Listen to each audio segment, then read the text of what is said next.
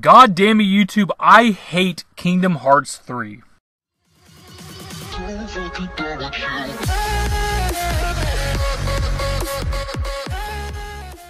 Those are words that I actually never thought I'd be saying, but as I put a lot of time into Kingdom Hearts 3 now, I'm pretty close to the end of the game, more or less. I'm at obviously the Pirates of the Caribbean world.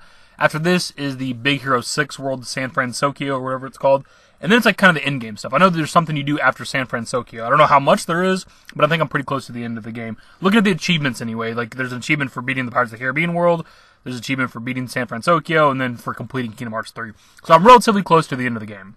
And as I put a lot of time into Kingdom Hearts 3, I realized I don't feel like it's that good of a game. This game to me, something I've been wanting to say for a while, this game to me feels like it's a PlayStation 2 game, and I don't know if people will agree with me on that, but when you play through most of the worlds, they're so goddamn linear and not like fleshed out that it feels like something that could have came out on the PlayStation 2. Just as an example, when you go to like the Toy Box world, which is obviously Toy Story, there's only like 2 areas. Like you come into Andy's room, you go out the window, you run around Andy's neighborhood a little bit, and it's not that much. I was excited thinking I was going to get a run around a big ass neighborhood from Toy Story. Not even. It's barely a street. You go through a load screen, you're at the toy store. That's it. Like the toy store is like the second area of Toy Box, and that's all. There's like 3 floors to it. There might be like 1 or 2 areas where you have to go through a load screen inside the toy store, but I mean it's legit like it. There's only like 2 areas to the entirety of Toy Box. It's kind of crazy. And obviously not every single world is like that. I remember the world from Frozen there's a lot of like areas, a lot of areas to go through, but it still wasn't anything that interesting. It was just kind of like walking forward. Plus you're in like an ice palace the entire damn time for the Frozen world. And on top of all that, a lot of the worlds are uninspired. Like the Frozen world and the Tangle world, you're pretty much beat for beat playing the story from the movie. There's nothing new or interesting.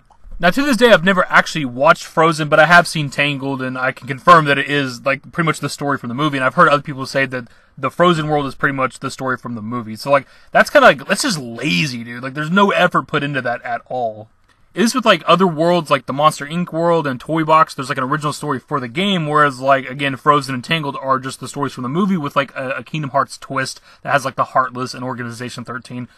And then there was something that caught me by surprise in a good way, and then it was disappointing, where you actually get to go into the book, the Winnie the Pooh book from the first game. I was excited because I love the 100 Acre Wood from Kingdom Hearts 1. It's one of my favorite like worlds to explore or whatever. And you get to go into the book and see Winnie the Pooh and all those characters again. I was like, hell yeah, dude. This is something I remember from the first game. And it's literally one area. Like, you don't get to explore the 100 Acre Wood like you did in the first game. It's one area. It's like Rabbit's area or whatever, and you help them with like some crops and some bullshit-ass mini-games. That was it. I was so disappointed and let down by that. And speaking of things from the previous Kingdom Hearts games, Olympus was an explorable world in this game. I'm not sure about any of the other games if it was, but in Kingdom Hearts 1, it was literally just a Coliseum. That was all it was. It's like a Coliseum side game, which was really, really fun, and that ended up not being in this game. Like, there's no Coliseum in Kingdom Hearts 3 at all. Which is so confusing because they made Olympus an actual world. They brought back Hercules, Hades, Zeus. You get to fight all the Titans again and everything, just like in Kingdom Hearts 1. And it's like, why the hell? What have they been doing? Like, how are you going to make an entire world based on the Hercules franchise and not add a Coliseum minigame, though Kingdom Hearts 1 and 2 both had a Coliseum? And you even get to fight, the Titans. In Kingdom Hearts 1, you get to fight the Ice Titan and, like, the Rock Titan in the Coliseum, and you get to fight them in this game as well. Like, they have the assets for these characters in this game. Like, how hard would it have been, really, to develop a Coliseum where you could fight the Titans again, fight Hades, fight Hercules, and then potentially some Final Fantasy characters? But, of course, we know, because of Tetsuya Nomura, there's absolutely zero Final Fantasy characters in Kingdom Hearts 3, because there just wasn't room. That was one of the major turning points for me for this game, because I was already kind of lukewarm on it. It wasn't a game I played every day. It wasn't a game that I was super hyped to play. I kind of had to be in a mood to want to play some Kingdom Hearts 3. And then I made that video and found that article and stuff like that about how there's absolutely zero. Because even though I was kind of far into the game, I was up to like, the Pirates of the Caribbean world, I hadn't seen any Final Fantasy characters yet. But I was thinking maybe it's something we'll see later on. At the very least, maybe there'll be a Sephiroth secret boss fight or whatever.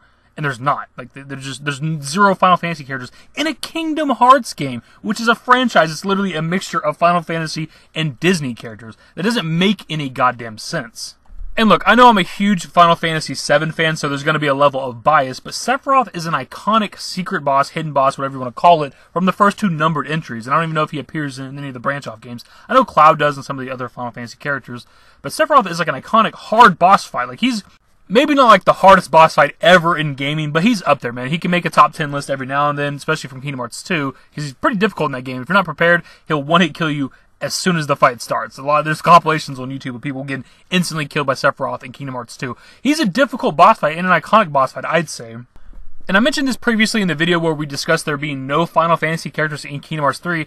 The secret Sephiroth boss fight was like a huge selling point for me. Like I picked up Kingdom Hearts 3 expecting to fight Sephiroth at some point within the game, and potentially seeing Cloud and some other Final Fantasy characters, maybe some that couldn't have been in Kingdom Hearts 1 or 2 because of how long ago those games happened, maybe some characters from 12, 13, 15, something like that. Like I expected to see other Final Fantasy characters, and also the Colosseum. Like the Colosseum and the Sephiroth boss fight were huge selling points for me. And I don't want to harp on just these two things forever, but the Colosseum is one of my fondest memories from Kingdom Hearts 1. It was something I spent a lot of my time doing when I kind of didn't want to do the story anymore, or just wanted to just bullshit around. I'd go back to Olympus, go to the Colosseum, and try to beat, the higher ranks, all the hard fights and stuff. That's something I just fondly remember from my childhood playing Kingdom Hearts 1, and that doesn't exist in this game. None of those exist in this game. And it's just so frustrating. And the lack of a Colosseum means that the side content for me is kind of boring, because without a Colosseum where I can go fight a bunch of hard-ass enemies and test my skill, I have to cook food with Ratatouille, or I gotta collect lucky emblems. Or I can go collect the Classic Kingdom games and play those. That's really fun. I want to play a game from the 70s. So much of this game just seems like forced and rushed and lazy, like development. Like this Pirates of the Caribbean world, the one you're watching right now, is the best world I've played so far because it's almost kind of open world. You get through the little bit of the beginning, you get this pirate ship, and you get to sail around to all these islands that you're seeing right here on this map. You actually get to explore a little bit. None of the other worlds at all, maybe San Francisco, haven't been there, haven't checked it out.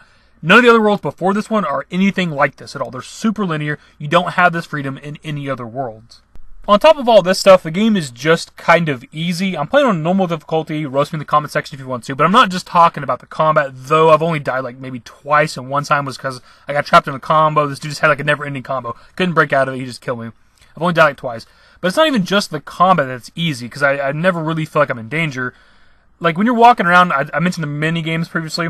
When you're walking around, like you'll literally have Donald or Goofy yell out an ingredient. You're like, there might be some ingredients around here, or there might be a lucky emblem around here, and that is just, who's this game for? Is this game meant for just children only? Because why the hell do I need Donald or Goofy to tell me that there are items and things to find around? Like that just ruins the searching aspect of this game, the collecting aspect. When they're just like, hey, here's this item. You're in an area where there's a lucky emblem. You're in an area where there's some ingredients. Like I don't understand. I've never played a game that does that.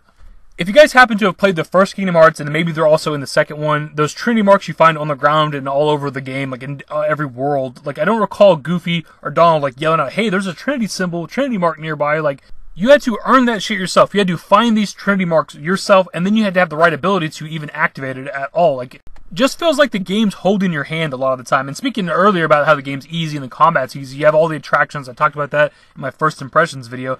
They show up way too often, and they're pretty damn strong, and it's just like something that just like, again, makes combat super easy. And something else I mentioned in my first impressions video was the enormous amount of the cutscenes in this game. I've seen other people talk about it. Some people like that have finished the game said, it's a good game, but it's like 70% cutscenes. And I'm glad I'm not the only one who's seen that. And even in the comments of my first impressions video, there's people agreeing with me about the immense amount of cutscenes.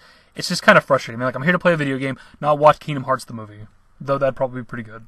And I also mentioned this in my first impressions video, but I'll reiterate it here. At the beginning of the game, once you leave Twilight Town, there's like a 9-minute straight cutscene before you can even continue playing a video game. And that's just so unnecessary. I don't know of any other games that have this long of cutscenes. I don't know, man. I think I've kind of touched on everything that I dislike about the game. I'm going to finish it. I'm pretty close to the end anyway, more or less. And I spent $60 on the damn game, so I am going to finish it for that reason alone as well. And maybe it'll get better by the end. Maybe there'll be some cool-ass fights or something at the end. That's one thing I can actually praise about the game. I'll say, attractions aside, because they're kind of a crutch.